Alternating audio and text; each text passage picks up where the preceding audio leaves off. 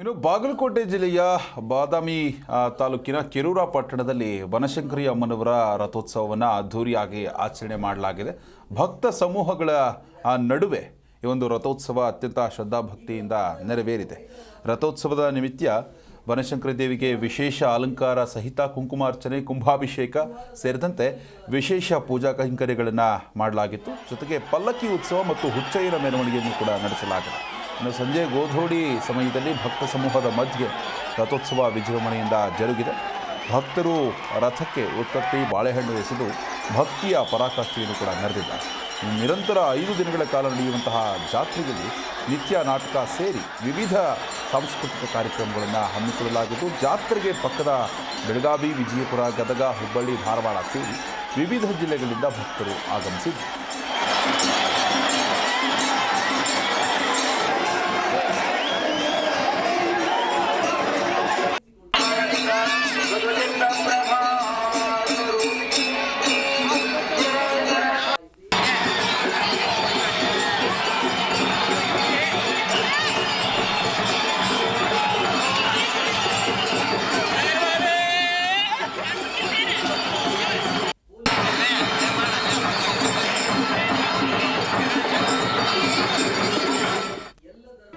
G Kannada news ಈಗ ನಿಮ್ಮ ಮನೆಯಲ್ಲೇ ನೋಡಿ. ಎಲ್ಲ ಕೇಬಲ್ಗಳಲ್ಲಿ ಈಗ ಲಭ್ಯ.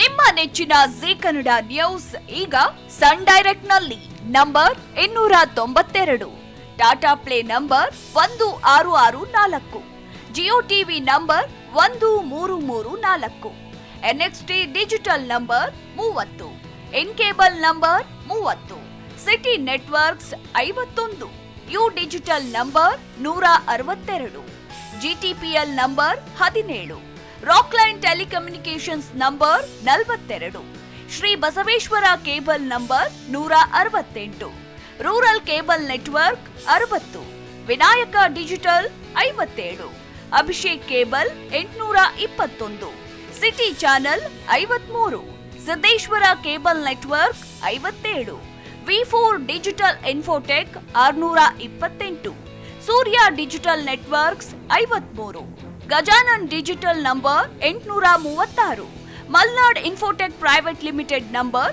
56, Metrocast number 830, Victory digital number 167ರಲ್ಲಿ ನೋಡಿ ಆನಂದಿಸಿ.